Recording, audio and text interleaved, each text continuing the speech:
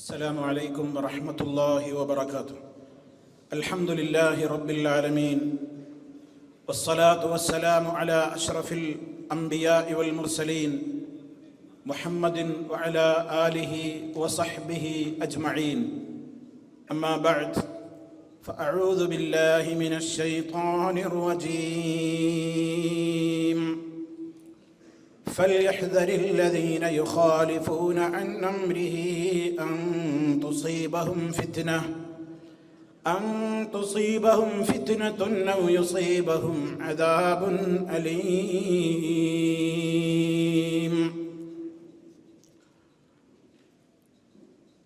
വേദിയിലിരിക്കുന്ന ബഹുമാന്യ സുഹൃത്ത് അബ്ദുൽ മാലിക് സലഫി, UAE കൂട്ടായ്മയുടെ സെക്രട്ടറി ഷംസുദ്ദീൻ സാഹിബ്, ഇവിടെ എത്തിച്ചേർന്നിട്ടുള്ള എൻ്റെ പ്രിയപ്പെട്ട സഹപ്രവർത്തകന്മാർ, സഹോദരന്മാർ, നമ്മുടെ ഈ മഹത്തായ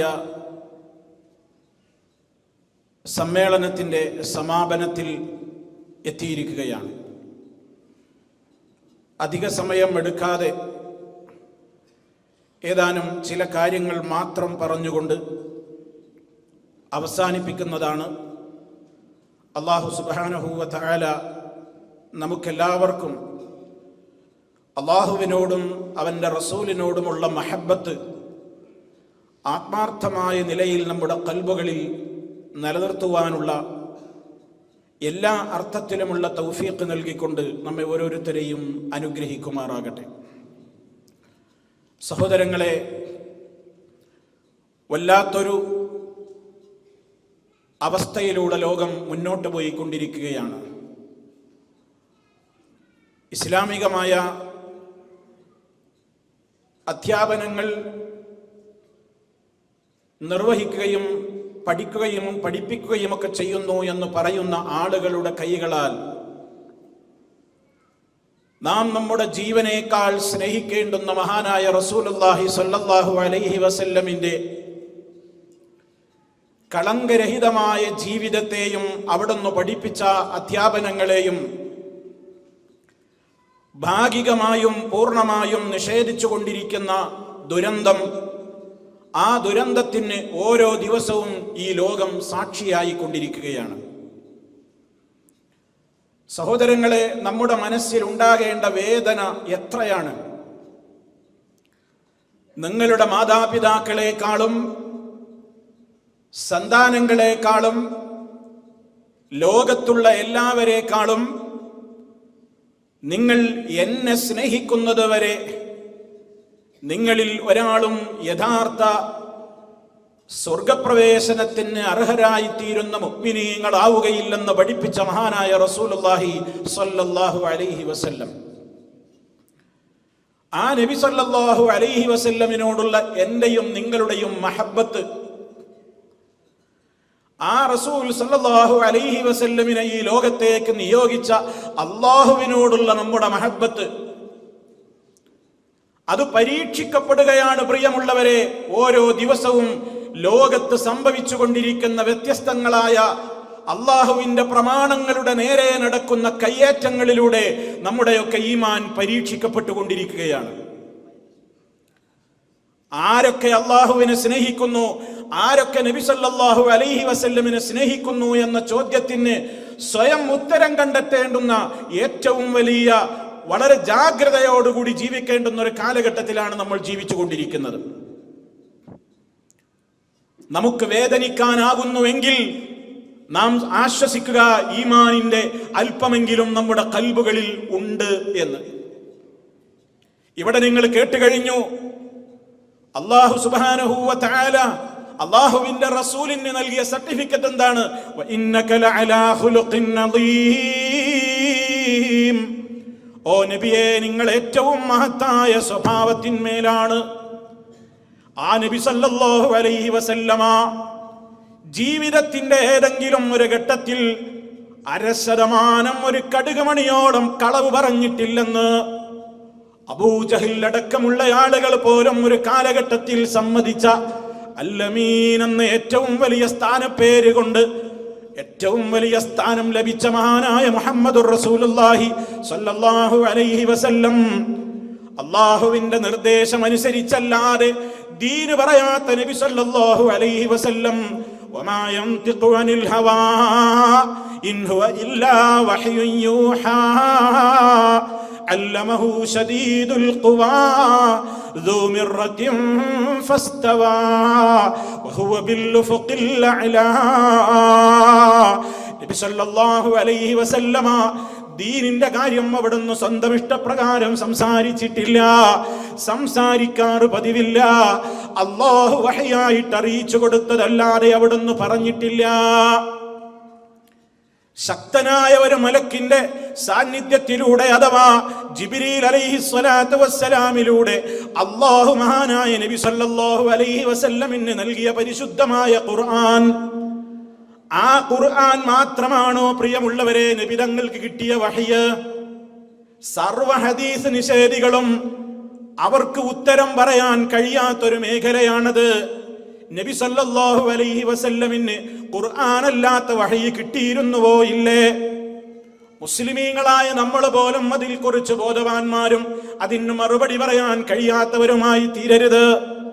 ഫേസ്ബുക്കിന്റെയും അതുപോലെ തന്നെ സോഷ്യൽ മീഡിയകളുടെയും വാളുകളിൽ, പേജുകളിൽ മഹാനായ മുഹമ്മദുൻ സല്ലല്ലാഹു അലൈഹി വസല്ലമിന്റെ വചനങ്ങളെ കുത്തിക്കീറുമ്പോൾ, അത് വാട്സാപ്പുകളിലൂടെ പ്രചരിപ്പിക്കപ്പെടുമ്പോൾ, അത് തെരുവോരങ്ങളിൽ വെച്ച് നബി തങ്ങളുടെ ഹദീസുകളെ പച്ചയായി ചിത്രീകരിച്ച് അത് മോശമായി തന്നെ വികൃതമായി അതിനെ കുത്തിക്കീറിക്കൊണ്ട് പരിഹാസങ്ങൾ ചൊരിയുമ്പോൾ, ഓ പ്രിയപ്പെട്ട മുസ്ലിമേ, എന്റെയും നിങ്ങളുടെയും ഖൽബിന് വല്ല നീറ്റലും വരാറുണ്ടോ? എവിടെയാ നമ്മുടെ ഈമാൻ പരിശോധിക്കപ്പെടുന്നു, പരീക്ഷിക്കപ്പെടുന്നു എന്ന് ഞാൻ സൂചിപ്പിക്കുന്നത്? ഞാനും നിങ്ങളും ദുനിയാവിലെ പണം കൊടുത്തു വാങ്ങിയിട്ടുള്ള 10 സെന്റ് ഭൂമി, ആ 10 സെന്റ് ഭൂമിയുടെ ഡോക്യുമെന്റ് മുഴുവൻ നമ്മൾ പൂർത്തിയാക്കിയിട്ട് ആധാരം മുഴുവൻ നമുക്ക് രജിസ്ട്രേഷൻ നൽകപ്പെട്ട് ആധാരം നമ്മുടെ കൈകളിലെ ഫയലുകളിൽ സൂക്ഷിച്ചു വെച്ചിട്ട് ഏതാനും കൊല്ലങ്ങൾ കഴിയുമ്പോ ആ അതിർത്തി നീക്കാൻ വേണ്ടി ഒരുത്തൻ വന്നാൽ, നമ്മുടെ ആധാരത്തിൽ കൃത്രിമം കാണിക്കാൻ ഒരുത്തൻ വന്നാൽ, ലക്ഷങ്ങൾ വക്കീൽ ഫീസ് കൊടുത്തുകൊണ്ട് പോലും കോടതികളുടെ വരാന്തകളിൽ ഊണും ഉറക്കവും ഒഴിച്ചുകൊണ്ട്, രാപ്പകലില്ലാതെ ഊണും ഉറക്കവും ഒഴിച്ചുകൊണ്ട് വക്കീൽമാരുടെ റൂമുകളിലും അതുപോലെ തന്നെ കോടതി വരാന്തകളിലും മജിസ്ട്രേറ്റിന്റെ മുമ്പിലുമൊക്കെ തന്റേതായ ആധാരത്തിൽ കൃത്രിമം കാണിച്ചവനെ ഞാൻ വിടില്ലെന്ന് പറഞ്ഞുകൊണ്ട് അതിനു വേണ്ടി ഏതറ്റം വരെയും പോകാൻ തയ്യാറായിക്കൊണ്ട് നമ്മുടെ ദുനിയാവിലെ 10 സെന്റ് ഭൂമിയുടെ ആധാരത്തിൽ കൃത്രിമം കാണിക്കുന്നവനെ വിടില്ലെന്ന ഏറ്റവും വലിയ വാശിയോടുകൂടി ആ രംഗത്ത് കൃത്രിമം കാണിച്ചവനെ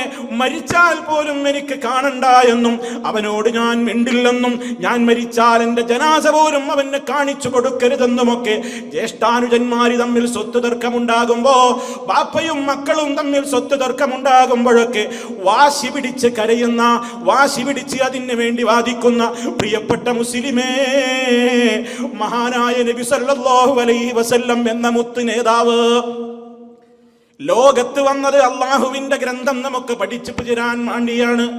ആ നബി സല്ലല്ലാഹു അലൈഹി വസല്ലമിനോട് അല്ലാഹു പറഞ്ഞ ഒരു ബാധ്യതയുണ്ടായിരുന്നു. വഅൻസൽനാ ഇലൈക الذിക്റ ലിതുബയ്യിന ലിന്നാസ് മാ നുസില ഇലൈഹിം വലഅല്ലഹും യതഫക്കറൂൻ. ഓ നബിയേ, നിങ്ങൾക്ക് ഈ ഖുർആൻ അവതരിപ്പിച്ച് തന്നിട്ടുള്ളത് ഈ ഖുർആൻ മാത്രം നിങ്ങൾ സഹാബിമാർക്ക് അങ്ങ് ഓതി കേൾപ്പിക്കാനല്ല, ലോകത്തിന്റെ മുമ്പിൽ ഈ ഗ്രന്ഥം മാത്രം നിങ്ങൾ അങ്ങ് ഓതി കേൾപ്പിച്ചു കൊടുക്കാനല്ല.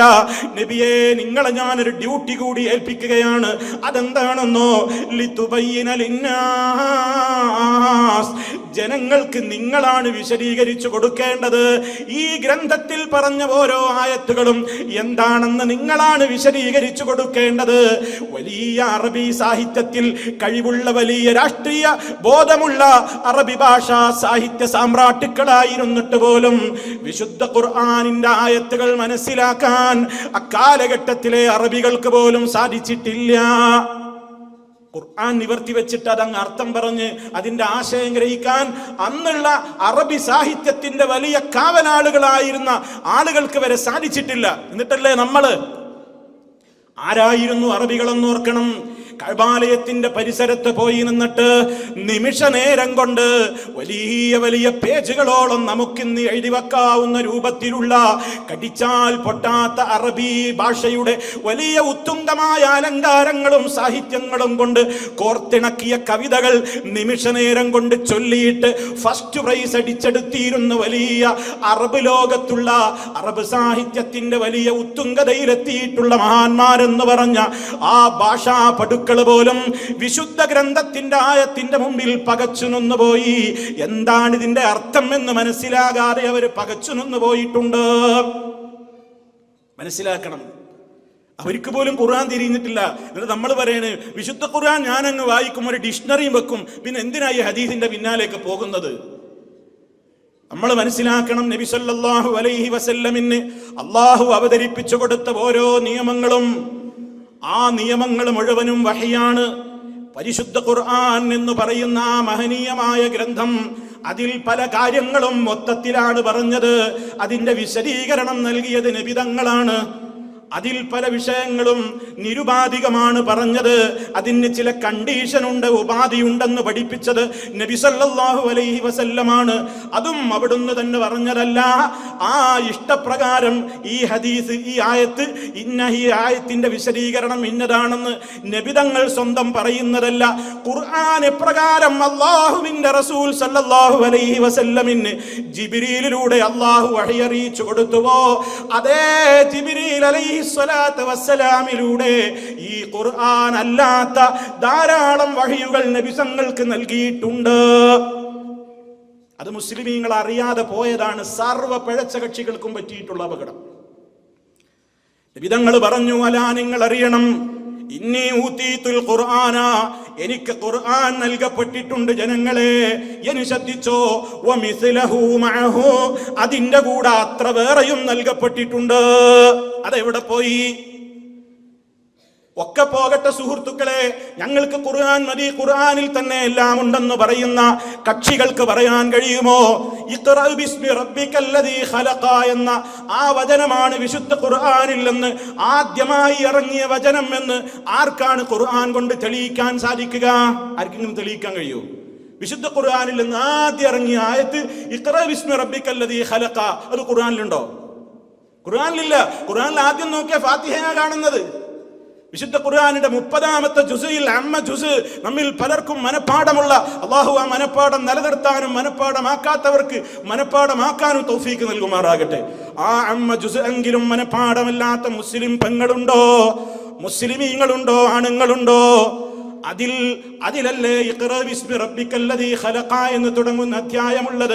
പിന്നെ ആദ്യമായി നബിതങ്ങൾക്ക് ലഭിച്ചത് ഇഖ്റഅ ബിസ്മി റബ്ബിക്കല്ലദീ ഖലഖ എന്നാണെന്ന് ഖുർആൻ മാത്രം മതി എന്ന് പറയുന്ന കക്ഷികൾക്ക് എങ്ങനെ തെളിയിക്കാൻ കഴിയും? ആ സംഭവം വന്നത് ഹദീസിലല്ലേ? ഹദീസാണെങ്കിൽ അവൻ അലർജിയാണ്, തീരുമാനിക്കാൻ ഒരിക്കലും അവന് ഒരു മാനദണ്ഡമായി കാണാൻ കഴിയാത്ത വസ്തുവാണ്. തീർന്നില്ല, എത്ര വിഷയങ്ങളുണ്ട്. നിസ്കരിക്കൂ എന്നാ പറഞ്ഞത്. നിസ്കാരത്തിന്റെ എല്ലാ കാര്യങ്ങളും ഖുർആനിലുണ്ടോ? ഖുർആനിലില്ല. നിസ്കരിക്കൂ എന്നേ ഖുർആനിലുള്ളൂ. അതിന്റെ നിയമങ്ങളൊക്കെ എവിടെ നിന്ന് കിട്ടി? എങ്ങനെ റുക്കൂഴ് ചെയ്യണം? എന്താ വലത്തോട്ടും ഇടത്തോട്ടൊക്കെ ചെരിഞ്ഞ് റുക്കൂഴ് ചെയ്താൽ മുന്നോട്ട് കുനിയണം? എവിടെ വന്നു? ഹദീസിലല്ലേ എല്ലാം വന്നത്. അത് വിശദീകരിക്കുകയാണെങ്കിൽ ധാരാളമുണ്ട്.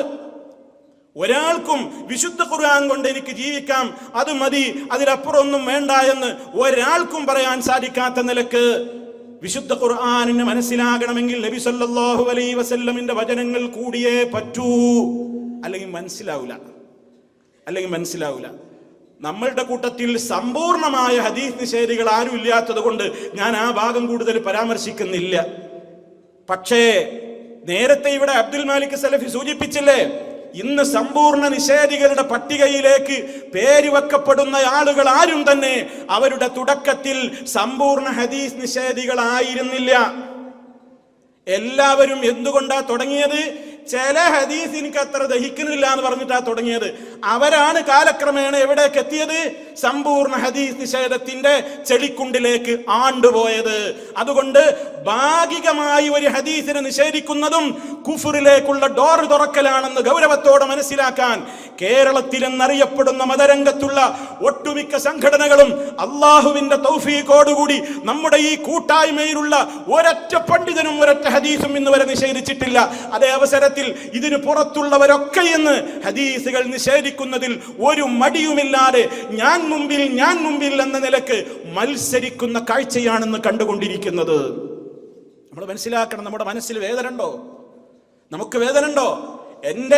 എന്റെ 10 സെന്റ് ഭൂമിയുടെ ഡോക്യുമെന്റ് തിരുത്തിയവരെ കൊല്ലും എന്ന് വരെ പറഞ്ഞു നടക്കുന്ന എനിക്ക് അള്ളാന്റെ റസൂലിന്റെ ഹദീസ് പച്ചയായി നടുറോട്ടിലിട്ട് കുത്തി കീറി അതിനെ വികൃതമാക്കി പരിഹസിച്ച് സോഷ്യൽ മീഡിയകളിലൂടെയും അല്ലാതെയും അതിന്റെ നേരെ കുതിര കയറുമ്പോ ഞാനും നിങ്ങളും സുഖമായി ഫ്ളാറ്റിൽ കിടന്നുറങ്ങുകയാണ്. എന്ത് ഹദീസ് നിഷേധം? എന്താണ് ഇപ്പൊ ഈ പറയുന്നത്? എനിക്കതിനോടൊന്നും വലിയൊരു താല്പര്യമില്ല. എനിക്ക് തൊട്ടും മനസ്സിലായിട്ടില്ല എന്താ ഈ ഹദീസ് നിഷേധം എന്നൊക്കെ പറയണേ. ആരാവിടെ ഹദീസ് നിഷേധിക്കുന്നത്? അങ്ങനെ ഉറങ്ങാൻ വരട്ടെ. പടച്ചവനോട് ഏറ്റവും വലിയ കടപ്പാടില്ലേ നമുക്ക്?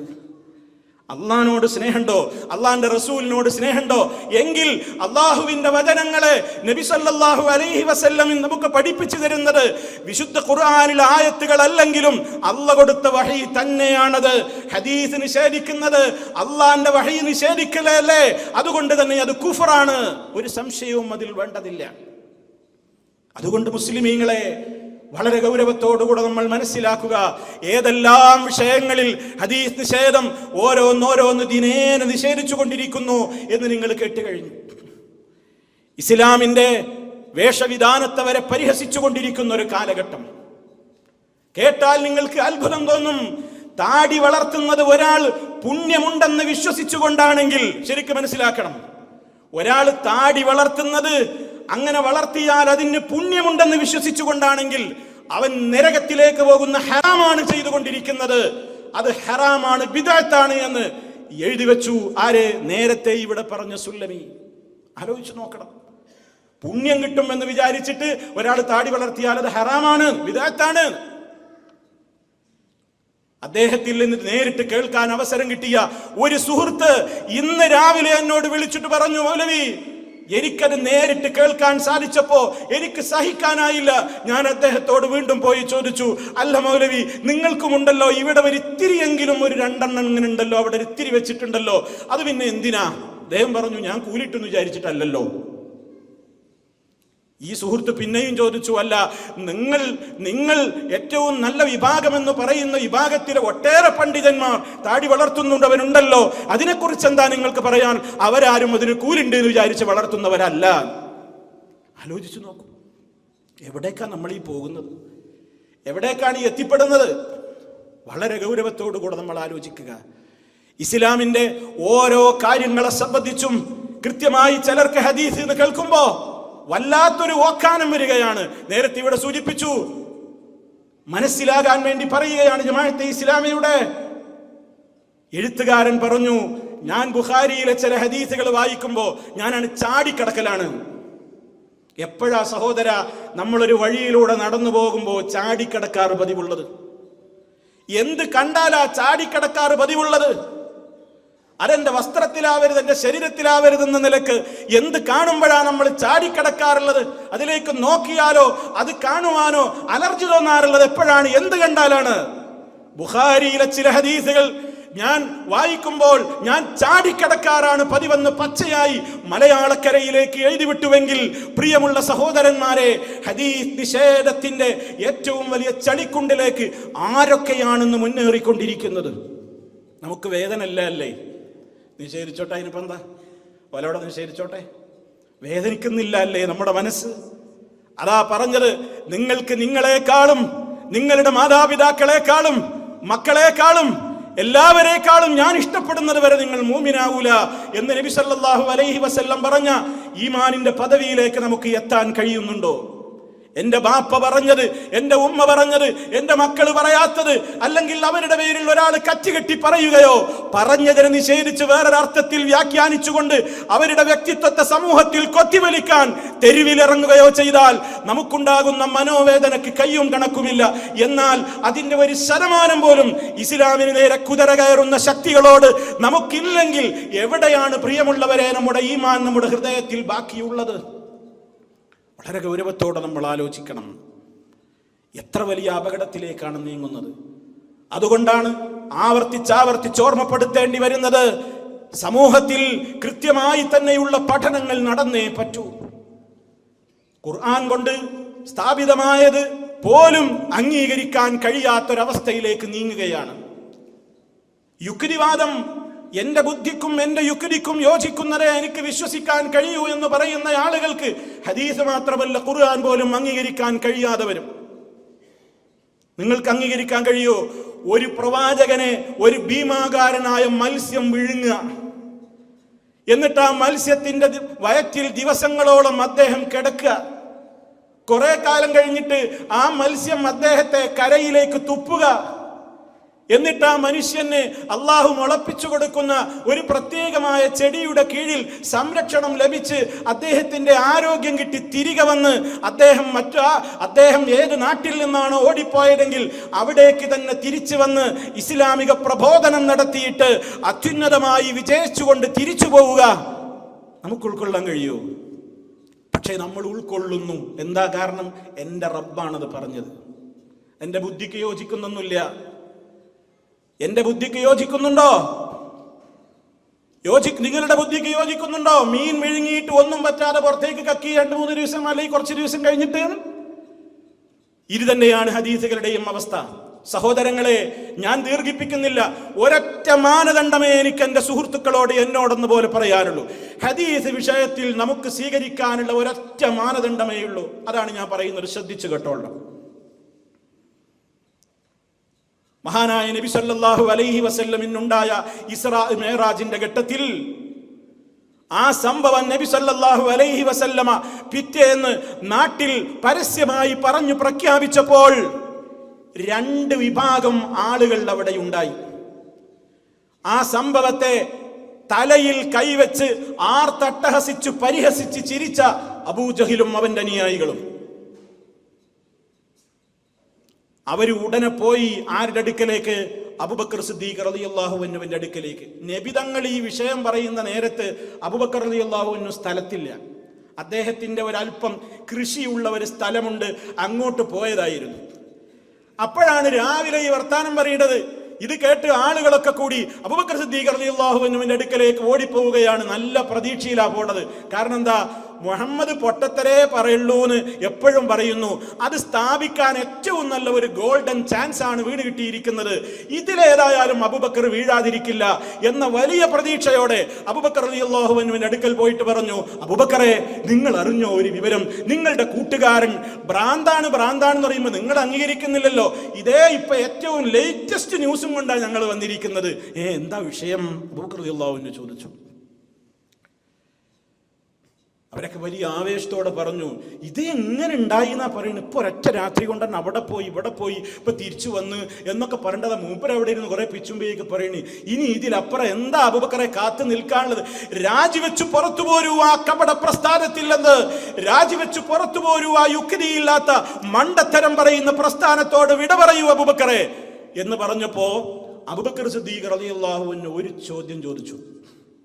ആ ചോദ്യം മുസ്ലിമീങ്ങളെ, ഖിയാമത്ത് നാൾ വരെയുള്ള ഹദീസ് നിഷേധികളോട് നമുക്ക് ചോദിക്കാനുള്ള ചോദ്യമാണ്. എന്താ ചോദ്യം എന്നറിയോ? മഹാനായ മുഹമ്മദുൻ സല്ലല്ലാഹു അലൈഹി വസല്ലമ അത് പറഞ്ഞു എന്നുറപ്പാണോ? അദ്ദേഹത്തിന് അറിയേണ്ടതാണ്. മുഹമ്മദ് നബി സല്ലല്ലാഹു അലൈഹി വസല്ലം എന്ന നേതാവ് അത് പറഞ്ഞോ? അദ്ദേഹം അങ്ങനെ പറഞ്ഞോ? ചെന്ന ആളുകൾക്ക് ഭയങ്കര ആവേശമായി. അവര് വിചാരിച്ചു, ഇതാ അബൂബക്കർ പകുതി വീണു, ഉറപ്പായി നമ്മളെ ചാക്കിലേക്ക് കിട്ടി. കാരണം എന്താ? പറഞ്ഞോന്ന് ചോദിച്ചപ്പോ അവർക്ക് ആവേശം കൂടി. മൂപ്പര് പറഞ്ഞിട്ടില്ല എന്ന് വിചാരിച്ചിട്ടാ അപ്പൊ നമ്മളെ അംഗീകരിക്കാത്തത്. പറഞ്ഞു എന്ന് പറഞ്ഞാൽ ഉറപ്പാ മൂപ്പരയിന്ന് രാജിവെക്കും. അപ്പൊ അവര് ആവേശത്തോട് പറഞ്ഞു, ആന്നേ അങ്ങനെ പറഞ്ഞു, ഞങ്ങൾ ഈ ചെവി കൊണ്ട് കേട്ടിട്ടാ വരുന്നത്, ഞങ്ങളൊക്കെ രംഗത്തിന് അത് പറയുന്ന സദസ്സിൽ സാക്ഷിയായിട്ടാ വരുന്നത് എന്ന് പറഞ്ഞു മഹാനായ അബൂബക്കർ റളിയല്ലാഹു അൻഹുവിനോട് പറഞ്ഞപ്പോൾ നേതാവായ സിദ്ദീഖുൽ അക്ബർ റളിയല്ലാഹു തആല അൻഹു പറഞ്ഞ മറുപടി, ഖിയാമത്ത് നാൾ വരെയുള്ള മുസ്ലിമീങ്ങളെ, സർവ്വ ഹദീസ് നിഷേധികളോടും നമുക്ക് ചോദിക്കാനുള്ളത്, നിങ്ങൾ നിഷേധിക്കുന്ന ഹദീസ് ഏത് ഹദീസാണോ ആ ഹദീസ് ഞങ്ങളെ നേതാവ് പറഞ്ഞതാണെന്ന് ഉറപ്പാണെങ്കിൽ അബൂബക്കർ റളിയല്ലാഹു അൻഹു മറുപടി പറയുകയാണ്, എങ്കിൽ അവിടുന്ന് 100% സത്യമാണ് പറഞ്ഞിട്ടുള്ളത്, ഞാനിതാ അംഗീകരിക്കുന്നു, ഞാനിതാ അത് സത്യമാണെന്ന് വിളിച്ചു പറയുന്നു എന്ന് അബൂബക്കർ റളിയല്ലാഹു തആല അൻഹു മറുപടി പറയുന്നു.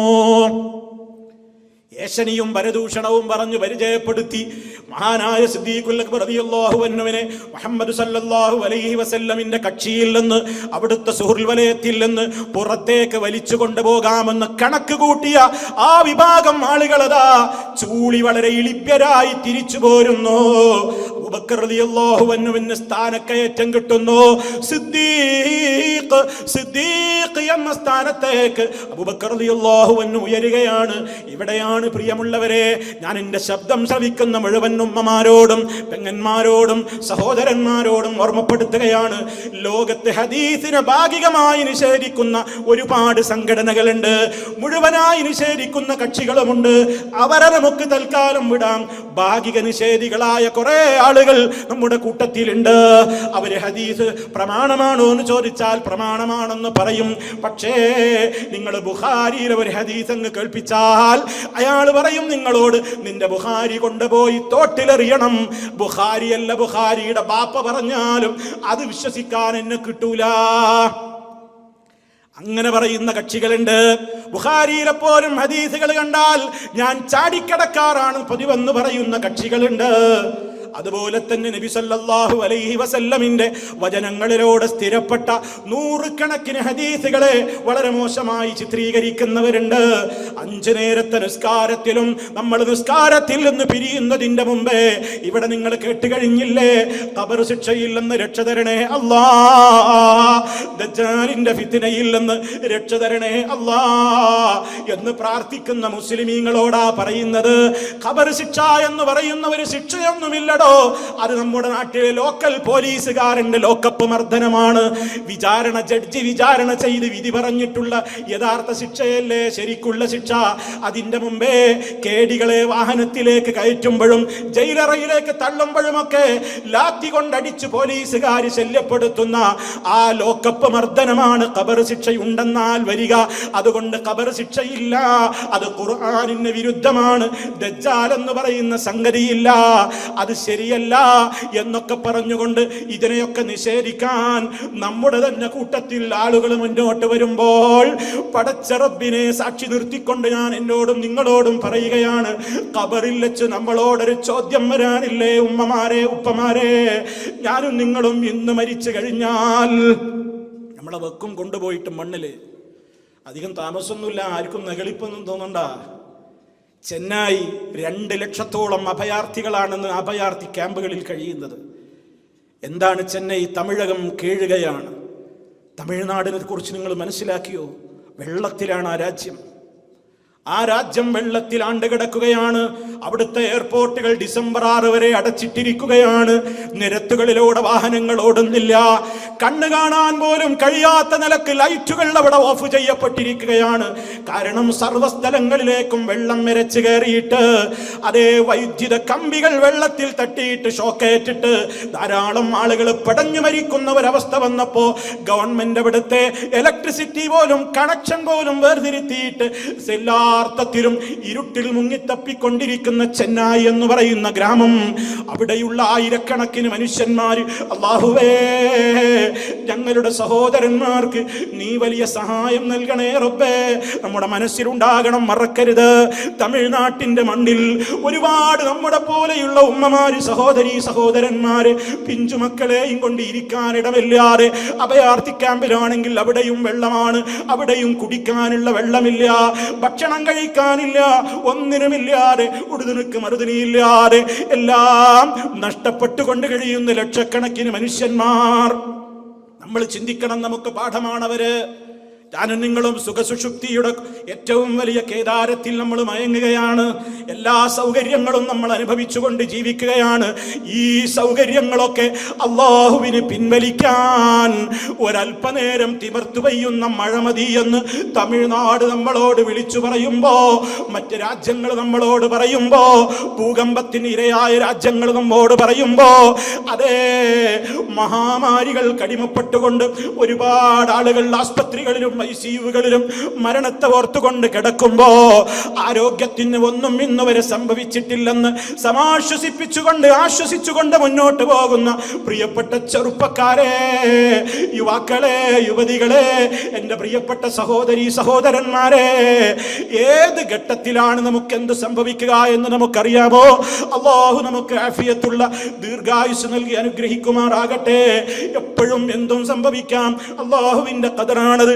ഈ പരിപാടിക്ക് ഇങ്ങോട്ട് വരുന്ന എൻ്റെ പ്രിയപ്പെട്ട ഒരു സഹോദരൻ, ആ സഹോദരന്റെ വണ്ടി ഇവിടെ ഇതിന്റെ മുമ്പിൽ വെച്ച് ആക്സിഡന്റായി. ആ സഹോദരൻ ആസ്പത്രിയിലാണ്. എല്ലാവരും മനസ്സറിഞ്ഞുകൊണ്ട് ദുആ ചെയ്യണം.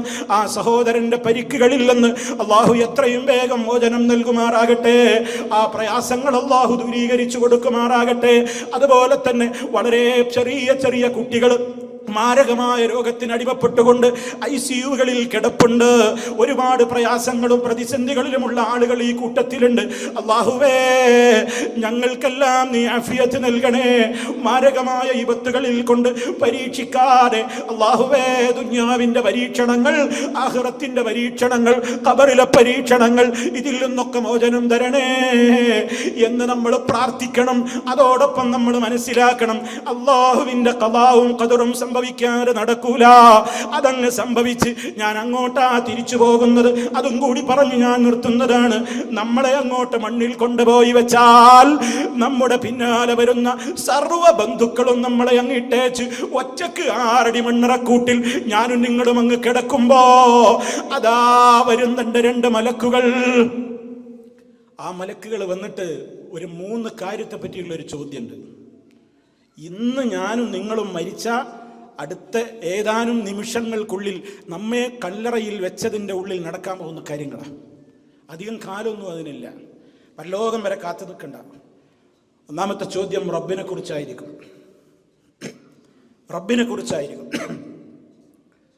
അനക്കെന്താ റബ്ബിനെ കുറിച്ച് അറിയാന്നാ ചോദ്യം. ആ സമയത്ത് അല്ലാഹു റബ്ബി എന്ന് പറയാൻ അല്ലാഹു നമുക്ക് തൗഫീക്ക് നൽകുമാറാകട്ടെ.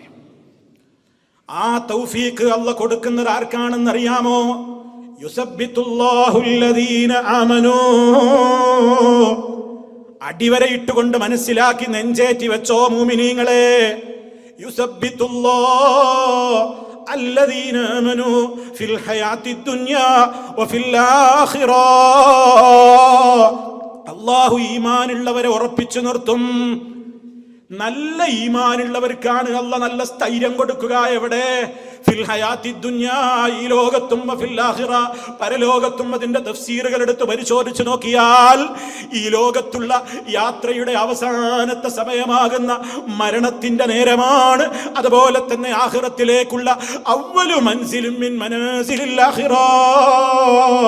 മഹാനായ ഉസ്മാൻ ഇബ്നു അഫ്ഫാൻ റളിയല്ലാഹു തആല അൻഹു ഖബർ കണ്ടാൽ അവിടുത്തെ നീണ്ട താടിയിലൂടെ അതേ കണ്ണുനീരിങ്ങനെ ചാരിട്ടൊഴുകിയിട്ട് അവിടുത്തെ കമീസ് അവിടുത്തെ നെഞ്ചിലൂടെ ഇങ്ങനെ വലിച്ചിറങ്ങി ആ വലിയ രൂപത്തിലുള്ള അദ്ദേഹത്തിന്റെ ശരീരത്തിലേക്ക് ഇങ്ങനെ കണ്ണുനീര് ഒഴുകി ഒഴുകി ഇറങ്ങുന്നത് കണ്ടപ്പോ മറ്റുള്ളവർ ചോദിച്ചു, അല്ലയോ ഉസ്മാൻ, നിങ്ങൾ എന്തേ ഈ ഖബർ കാണുമ്പോ ഇങ്ങനെ കരയുന്നത്? മഹാനവറുകൾ പറഞ്ഞത്, അൽ ഖബറു അവ്വലു മൻസിലിൻ മിൻ മനാസിലിൽ ആഖിറ. ആഖിറം എന്ന ലോകത്തേക്കുള്ള യാത്രാമധ്യേ ആദ്യമായി, ഓ പ്രിയപ്പെട്ടവരെ, എനിക്കും നിങ്ങൾക്കും പോയി കിടക്കാനുള്ള ഒന്നാമത്തെ വീടാണത്. അവിടെ രക്ഷപ്പെട്ടാൽ മുഴുവനും പിന്നെ രക്ഷയാണ്. അവിടെ പരാജയപ്പെട്ടവർക്ക് പരാജയം തന്നെ എന്ന് പറഞ്ഞ വീടാണത്. ആ വീട്ടിലേക്ക് നമ്മളെ കൊണ്ടുപോയി വെക്കുമ്പോ നിന്റെ റബ്ബാരടോ എന്ന ചോദ്യത്തിന് അല്ലാഹു നല്ല സ്ഥൈര്യത്തോട് മറുപടി പറയാൻ തൗഫീക്ക് നൽകുന്നത് ലില്ലദീന ആമനൂ, ഈമാനുള്ള കക്ഷികൾക്ക് മാത്രമായിരിക്കും. എന്താണ് ഈമാൻ? എന്താണ് ഈമാൻ? നബി സല്ലല്ലാഹു അലൈഹി വസല്ലം പറഞ്ഞിട്ടുണ്ട്, ഈമാൻ എന്ന് പറഞ്ഞാൽ അള്ളാഹുവിലുള്ള വിശ്വാസം മാത്രമല്ല, അവന്റെ റസൂലിലുമുള്ള വിശ്വാസമാണ്. ആ നബി സല്ലല്ലാഹു അലൈഹി വസല്ലമിനെ സംബന്ധിച്ച് അഷ്ഹദു അന്ന മുഹമ്മദർ റസൂലുള്ളാഹ്, ഞാനും നിങ്ങളും അത് നാവുകൊണ്ട് പറയുന്നു, നമ്മുടെ പള്ളി മിനാരങ്ങളിലൂടെ അത് കേൾക്കുന്നു, നമ്മുടെ തശഹ്ഹുദിൽ തഹിയ്യാത്തിൽ നമ്മൾ ചൊല്ലുന്നു, നമ്മുടെ ഇഖാമത്തിലൂടെ നമ്മൾ അത് ഏറ്റുപറയുന്നു. പക്ഷേ ആ റസൂലുള്ളാഹി സല്ലല്ലാഹു അലൈഹി വസല്ലമിൽ നിന്ന് കൃത്യമായി നമുക്ക് പഠിപ്പിക്കപ്പെട്ട ഒരു ഹദീസ് കാണുമ്പോ എനിക്കതിനോട് പുച്ഛമാണെങ്കിൽ, എനിക്കതിനോട് അലർജിയാണെങ്കിൽ ഞാനത് ചാടിക്കിടക്കും, എനിക്കത് കാണുമ്പോ അത്ര സുഖമില്ലെന്ന് പറയുന്നുവെങ്കിൽ, ഇക്കാലഘട്ടത്തിലെ ജനങ്ങളോട് ആ ഹദീസ് പറയാൻ കൊള്ളില്ലെന്ന് എനിക്ക് ബോധമുണ്ടെങ്കിൽ എല്ലാം ശരിയാണ്. പക്ഷേ ആ ഹദീസ് മാത്രം എനിക്ക് എന്റെ ബുദ്ധിക്ക് ഉൾക്കൊള്ളാൻ കഴിയാത്തത് കൊണ്ട് അത് അംഗീകരിക്കാൻ എന്നെ കിട്ടൂലെന്ന് പറയുന്നുവെങ്കിൽ, ആ ഖബറിൽ കിടക്കുമ്പോ അള്ളാഹുവിന്റെ റസൂലിനെ ചൂണ്ടിയിട്ട് നിനക്ക് ഇയാളെ കുറിച്ച് എന്തറിയാമെന്ന് മഹാനായ ഹബീബ് സല്ലല്ലാഹു അലൈഹി വസല്ലമിനെ കുറിച്ച് രണ്ടാമത്തെ ചോദ്യം വരുമ്പോൾ മുഅ്മിനീങ്ങളായ മനുഷ്യന്മാരാണെങ്കിൽ അവര് പറയും ഹുവ മുഹമ്മദ്, ഹുവ മുഹമ്മദ്, ഹുവ മുഹമ്മദ്. അതെ, അല്ലാഹു നമ്മയെല്ലാം അവരിൽ ഉൾപ്പെടുത്തുമാറാകട്ടെ. നബി സല്ലല്ലാഹു അലൈഹി വസല്ലമിന് പറഞ്ഞ കാര്യങ്ങൾ മുഴുവൻ വിശ്വസിച്ച്, അവിടുത്തെ സ്വന്തം ബാപ്പയെക്കാളും സ്നേഹിച്ച്, ഉമ്മയെക്കാളും സ്നേഹിച്ച്, ഉമ്മാക്ക് താടി വെക്കൽ വെറുപ്പായപ്പോഴും താടി നീട്ടി വളർത്തി, ബാപ്പ നെരിയാണിക്ക് താഴെ പാൻഡുടുക്കാൻ നിർബന്ധിച്ചപ്പോഴും ഇല്ല ഉപ്പാ, എന്റെ നേതാവിന് ഇഷ്ടമില്ലാത്തത് നിങ്ങൾ പറഞ്ഞാലും ഞാൻ കേൾക്കില്ലെന്ന് പറഞ്ഞു ബാപ്പയെയും മാറ്റി നിർത്തി. ലോകത്തുള്ള ആർക്ക് വെറുപ്പാണെങ്കിലും അല്ലാഹുവിന്റെ ഹബീബ് സല്ലല്ലാഹു അലൈഹി വസല്ലം പറഞ്ഞത് ജീവിതത്തിൽ പകർത്തിയ മുഅ്മിനാണെങ്കിൽ അവൻ പറയും ഹുവ മുഹമ്മദുൻ സല്ലല്ലാഹു അലൈഹി വസല്ലം, ഇതെന്റെ നേതാവ് മുഹമ്മദ് നബിയാ. ഖബറിൽ വെച്ച് പറയും, അള്ളാഹു നമുക്ക് തൗഫീക്ക് നൽകുമാറാകട്ടെ. ഖബറിൽ വെച്ച് പറയും സുഹൃത്തുക്കളെ, മൂമിന് പറയും. അള്ളാഹുവിന്റെ റസൂല് പറയണം ഫഅമ്മൽ മുഅ്മിൻ അവിൽ മൂഖിൻ, യഥാർത്ഥ വിശ്വാസി, നല്ല പടച്ചവനെ വിശ്വസിച്ച, അള്ളാഹുവിനെ വിശ്വസിച്ച, നബി സല്ലല്ലാഹു അലൈഹി വസല്ലമിൽ നല്ല വിശ്വാസമർപ്പിച്ച മുഅ്മിനായ മനുഷ്യൻ പറയും അത് ഞങ്ങളുടെ നേതാവ് മുഹമ്മദ് നബിയാണ്. ജാഅനാ, ശ്രദ്ധിച്ചോളണേ പ്രിയപ്പെട്ടവരെ, നമുക്ക് കാണാം സഹീഹുൽ ബുഖാരിയിൽ ആ സമയത്ത് മുഅ്മിനീങ്ങളും മണിമണിയായിട്ട് കൊടുക്കുന്ന മറുപടിയാണ്. ആരാണ് ഈ മുഹമ്മദുൻ സല്ലല്ലാഹു അലൈഹി വസല്ലം? ജാഅനാ ബിൽ ബയ്യിനാതി വൽ ഹുദാ ഫഅജബ്നാ ഫആമന്നാ വത്തബഅനാ. ആരാണ് ഈ നബി എന്നോ? ഞങ്ങൾക്ക് സത്യാസത്യ വിവേചനങ്ങൾ കൃത്യമായി മനസ്സിലാക്കി തരാനുള്ള തെളിവുകളുമായി വന്ന നേതാവാണ്, സന്മാർഗം പഠിപ്പിക്കാൻ വന്ന നേതാവാണ്. ആ നേതാവ് ഞങ്ങളോട് പഠിപ്പിച്ച കാര്യങ്ങൾ മുഴുവനും പ്രവാചകരെ ഞങ്ങൾ വിശ്വസിച്ചിരിക്കുന്നു, ഞങ്ങൾ ഇതാ ഉത്തരം ചെയ്യുന്നു, ഞങ്ങൾ അംഗീകരിച്ചിരിക്കുന്നു, ഞങ്ങൾ പിൻപറ്റിയിരിക്കുന്നു എന്ന് പറഞ്ഞവരാണ് ഞങ്ങൾ. അത് ഖബറിൽ വെച്ച് എനിക്കും നിങ്ങൾക്കും പറയാൻ കഴിയുന്ന ഉറപ്പുണ്ടോ? ഈ സമ്മേളനത്തിന്റെ പ്രസക്തി അവിടെയാണ്. ഈ സമ്മേളനത്തിന്റെ പ്രസക്തി അവിടെയാണ്. ഈ യോഗം കഴിഞ്ഞ് പിരിഞ്ഞു പോകുമ്പോൾ നമുക്ക് ആർക്ക് എന്താ സംഭവിക്കാന്നറിയില്ല. ഖബറിൽ വെച്ച് അള്ളാഹിനെ കുറിച്ച് ചോദിക്കുമ്പോൾ അല്ലാഹു റബ്ബി, ആ റബ്ബിന്റെ ഗ്രന്ഥത്തെ അംഗീകരിച്ചവനാണ് ഞാൻ. റസൂലുള്ളാഹിനെ കുറിച്ച് ചോദിക്കുമ്പോൾ ഹുവ മുഹമ്മദുർ റസൂലുള്ളാഹ് ജാഅനാ ബിൽ ബയ്യിനാതി വൽ ഹുദാ ഫആമന്നാ ഫഅജബ്നാ വത്തബഅനാ. ഞങ്ങൾ പിൻപറ്റി എന്ന് പറയാൻ എനിക്കും നിങ്ങൾക്കും നമ്മുടെ ഖബറിൽ പറയാൻ കഴിയുമോ? കഴിയുമെന്ന് ഉറപ്പാകണമെങ്കിൽ അള്ളാഹിന്റെ റസൂൽ പറഞ്ഞ ഒരു ഹദീസിനോടും അലർജി ഉണ്ടായിക്കൂടാ, നിഷേധമുണ്ടായിക്കൂടാ, പരിഹാസമുണ്ടായിക്കൂടാ, അതിനെതിരെ ഒളിയം പെയ്തുകൂടാ, അതിനെതിരെ നിന്റെ വിരൽ തുമ്പിലൂടെ വാട്സപ്പിലൂടെ മെസ്സേജ് പോയിക്കൂടാ, അതിനെതിരെ നിന്റെ ഫേസ്ബുക്കിലെ നിന്റേതായ പേജിൽ നീ വിരൽ അനക്കിക്കൂടാ, അതിനെതിരെ നിന്റേതായ പേജുകളിൽ നീ ലേഖനങ്ങൾ എഴുതിക്കൂടാ. ആ റസൂലുള്ളാഹി സ്വല്ലല്ലാഹു അലൈഹി വസല്ലമിനെ നീ നെഞ്ചകത്തോട് ചേർക്കുന്നുണ്ടെങ്കിൽ അള്ളാഹു പഠിപ്പിച്ച ഒരു ആദർശത്തെ, അതാണാവട്ടെ പെണ്ണാവട്ടെ, ആര് കുതിര കയറിയാലും പ്രമാണങ്ങൾ കൊണ്ട് നേരിടാനുള്ള ഒരു കരുത്ത്, ഉറക്കം വരുമോ പ്രിയമുള്ളവരെ? നമുക്ക് റസൂലുള്ളാഹിന്റെ ഒരു ഹദീസ് ഒരാൾ പച്ചയായി പരിഹസിക്കുന്നത് കേട്ടിട്ട് നമുക്ക് ഉറക്കം വരുമോ? എന്താണ് ആ പറഞ്ഞത്? എന്റെ നേതാവിനെയല്ലേ ആ പരിഹസിച്ചത്? അതേ അവസരത്തിൽ ഖബറിൽ കിടക്കുന്ന വ്യക്തിയോട് മുനാഫിക്കായ മനുഷ്യനാണെങ്കിൽ, സംശയാലുവായ മനുഷ്യനാണെങ്കിൽ അല്ലാഹുവിന്റെ റസൂല് പറയുകയാണ് അമ്മൽ മുനാഫിഖു വൽ മുർതാബ്. ഹദീസുകളൊക്കെ കേൾക്കുമ്പോ അതൊക്കെ ഒരു സംശയ ദൃഷ്ടിയോടെ ശരിയാണോ തെറ്റാണോ, അവരങ്ങനെ പറയുന്നു ഇവരിങ്ങനെ പറയുന്നു, ഏതായാലും ഞാൻ ഒന്നിൽക്കില്ല, ഞാൻ എൻ്റെ പണി നോക്കി പോവുകയാണ്, നിഷേധിക്കുന്നവർ നിഷേധിച്ചോട്ടെ, എനിക്കതിലൊന്നും വലിയ താല്പര്യമൊന്നുമില്ല എന്ന് പറഞ്ഞു നടന്ന സംശയാലുവാണെങ്കിൽ, അതല്ലെങ്കിൽ ഈമാൻ ഉറക്കാത്ത ചാഞ്ചാടുന്ന മുനാഫിക്കാണെങ്കിൽ അല്ലാഹുവിന്റെ റസൂലിനെ കുറിച്ച് ചോദിക്കുമ്പോ അവൻ പറയും എനിക്കറിയില്ല, എന്നോടൊന്നും ചോദിക്കല്ലേ.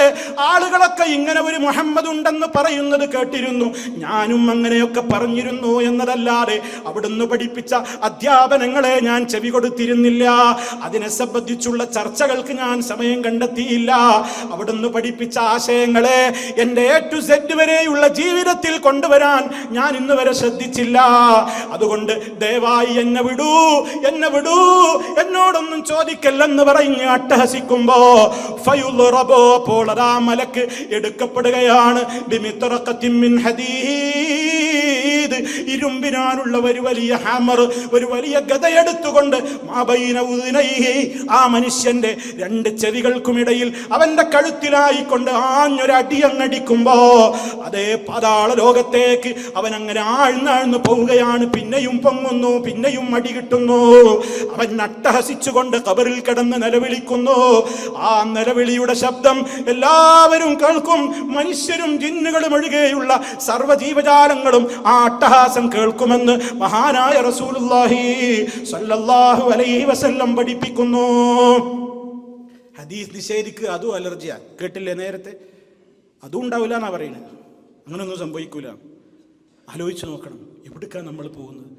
അതുകൊണ്ട് നമുക്ക് വേദന വേണം.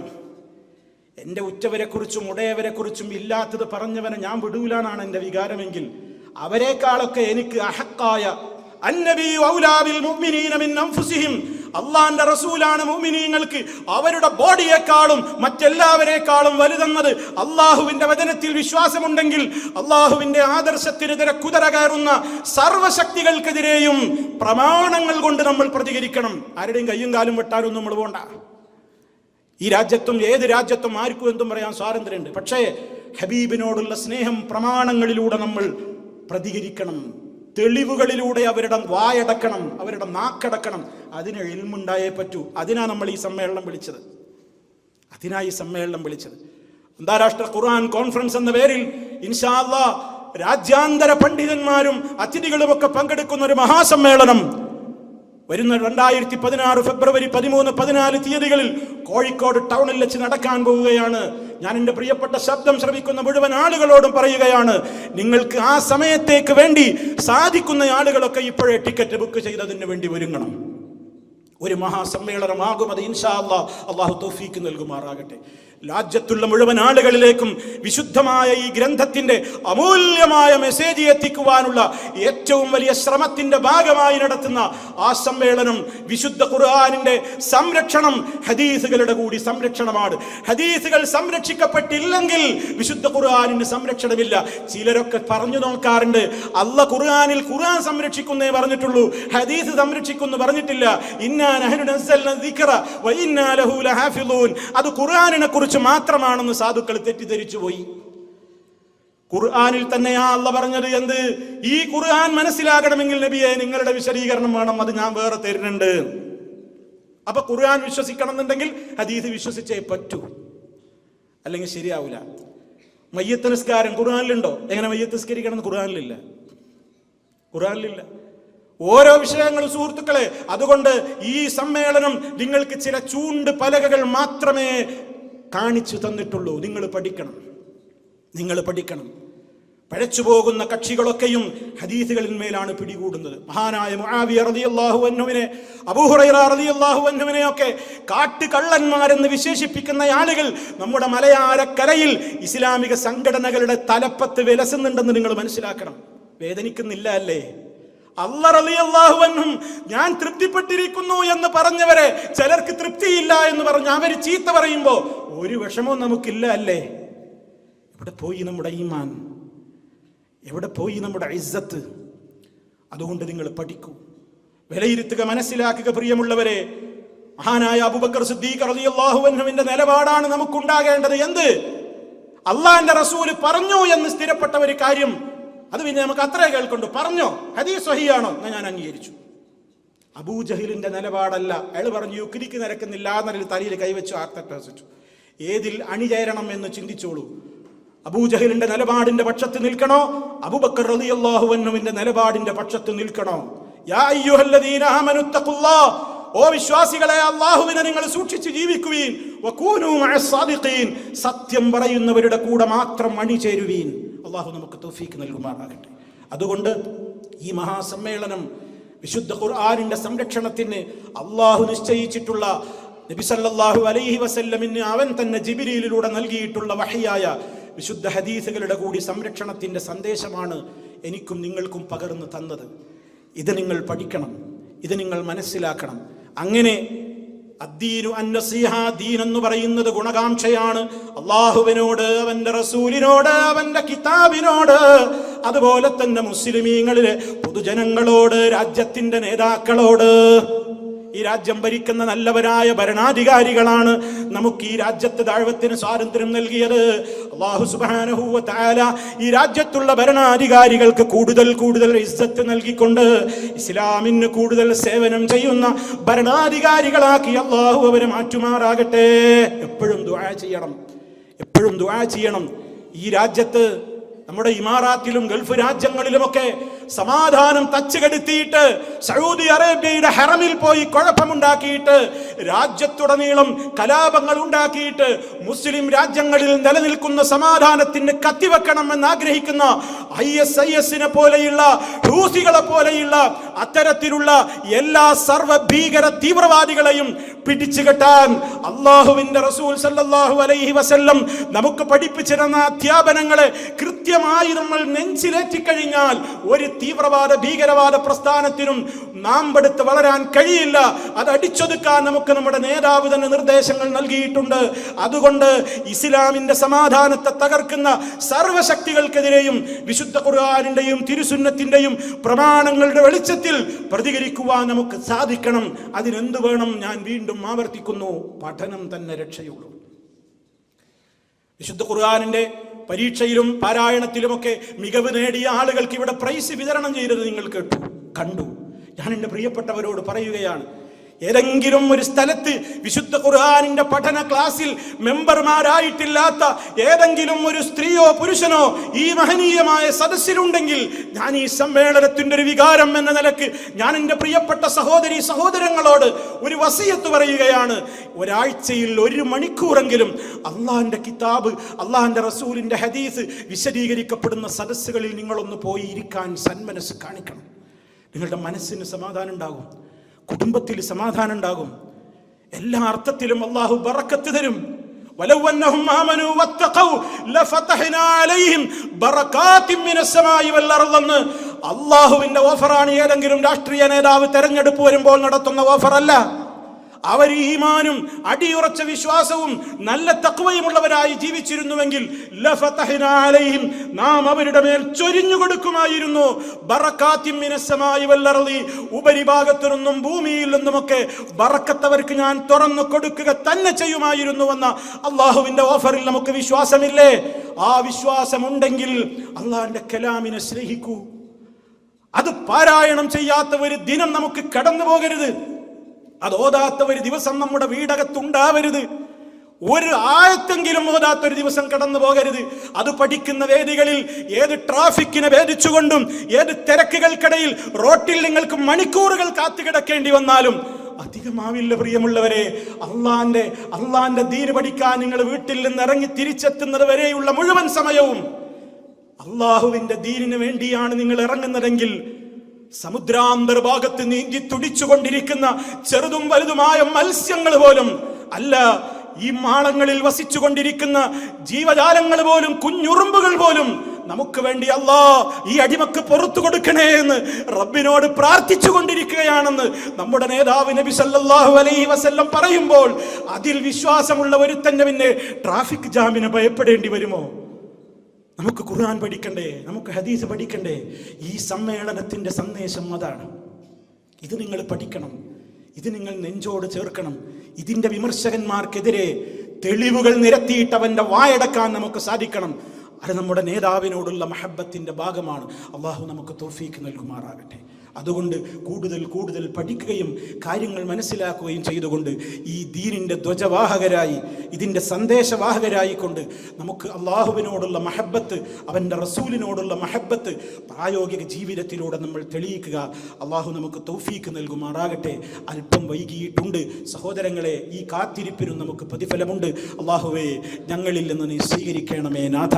ഈ സദസ്സിൻ്റെ ഭംഗി നിലനിർത്താൻ വേണ്ടി നന്ദി പ്രകടനവും കൂടി കഴിഞ്ഞ് നിങ്ങൾ എഴുന്നേൽക്കാവൂ. ഇത്രയും നേരം ക്ഷമിച്ചതുപോലെ അതും കൂടെ കഴിഞ്ഞ് നിങ്ങൾ എഴുന്നേൽക്കാവൂ എന്നുകൂടി ഓർമ്മപ്പെടുത്തുകയാണ്. അള്ളാഹുവേ, ഞങ്ങൾ ഒരുമിച്ച് കൂടി ഇവിടെ കഴിച്ചുകൂട്ടിയ സമയം നിന്റെ കിതാബിനോടുള്ള സ്നേഹം, നിന്റെ നബി സല്ലല്ലാഹു അലൈഹി വസല്ലമിനോടുള്ള മഹബത്ത്, അവരെ പരിഹസിക്കുന്നവർക്കെതിരെയുള്ള ഞങ്ങളുടെ വികാരം അടപൊട്ടി ഒഴുകിയ ഈ മജ്ലിസ് അള്ളാഹുവേ, നീ ഞങ്ങളിൽ നിന്ന് ഖബൂൽ ചെയ്യണമേ നാഥ. ഞങ്ങളുടെ പാപങ്ങൾ നീ പുറത്തു തരേണമേ നാഥ. മാരകമായ രോഗങ്ങൾ കൊണ്ട് പരീക്ഷിക്കരുത് നാഥ. സഹിക്കാനാവാത്ത വേദനകൾ തന്നുകൊണ്ട് പരീക്ഷിക്കരുത് നാഥ. ഞങ്ങളിലെ രോഗികൾക്ക് നീ ശിഫ നൽകണേ നാഥ. ഞങ്ങളിൽ നിന്ന് മരണപ്പെട്ടു പോയ ഞങ്ങളുടെ മാതാപിതാക്കൾ, ബന്ധുമിത്രാദികൾ, ഉസ്താദുമാർ, ബന്ധപ്പെട്ടവർ പലരും അള്ളാഹുവേ, അമലുകൾ ചെയ്യാനാവാത്ത ഖബറിൻ്റെ ലോകത്താണ് അവരുള്ളത്. അള്ളാഹുവേ, നീ അവർക്ക് പുറത്തു കൊടുക്കണമേ. ഞങ്ങളെയും അവരെയും നിന്റെ സ്വർഗ്ഗലോകത്ത് ഒരുമിച്ച് കൂട്ടണേ നാഥ. ജീവിതത്തിൽ ഉണർന്നത് മുതൽ ഉറങ്ങുന്നത് വരെ നിന്റെ ഹബീബ് സല്ലല്ലാഹു അലൈഹി വസല്ലം ഞങ്ങൾക്ക് കാണിച്ചു തന്ന മാതൃകകളെ പിൻപറ്റിക്കൊണ്ട് ജീവിതത്തെ ധന്യമാക്കുന്ന, ജീവിതത്തെ സമാധാനപൂർണ്ണമാക്കി തീർക്കുവാനുള്ള മാർഗങ്ങൾ അന്വേഷിക്കുന്ന നല്ലവരിൽ നീ ഞങ്ങളെ ഉൾപ്പെടുത്തണമേ നാഥ. അള്ളാഹുവേ, ഞങ്ങളുടെ ദഅ്വാ സംരംഭങ്ങൾക്ക് നീ കരുത്തു പകരണമേ നാഥ. എല്ലാ അർത്ഥത്തിലും നീ ഞങ്ങളെ സഹായിക്കണമേ നാഥ. അല്ലാഹുമ്മ റബ്ബനാ തഖബ്ബൽ മിന്നാ ഇന്നക അൻതസ് സമീഉൽ അലീം. അല്ലാഹുമ്മ ഇജ്അൽ ഹാദൽ ബലദ ആമിനൻ മുത്മഇന്നാ വസായിറ ബിലാദിൽ ആലമീൻ. അല്ലാഹുമ്മ ഇഹ്ഫദ് ദൗലത്തൽ ഇമാറാത്ത്. അല്ലാഹുമ്മ ഇഹ്ഫദ് ദൗലത്തൽ ഇമാറാത്ത്. അല്ലാഹുമ്മ ഇഹ്ഫദ് ദൗലത്തൽ ഇമാറാത്ത് മിനൽ ഫിത്നി വൽ ഫസാദ് യാ റബ്ബൽ ആലമീൻ. അല്ലാഹുമ്മ റബ്ബനാ ആതിനാ ഫിദ് ദുനിയാ ഹസന വഫിൽ ആഖിറതി ഹസനതൻ വഖിനാ അദാബൻ നാർ. اللهم ربنا آتنا في الدنيا حسنة وفي الآخرة حسنة وقنا عذاب النار. اللهم ربنا آتنا في الدنيا حسنة وفي الآخرة حسنة وقنا عذاب النار. اللهم توفنا مسلمين وألحقنا بالصالحين والحمد لله رب العالمين.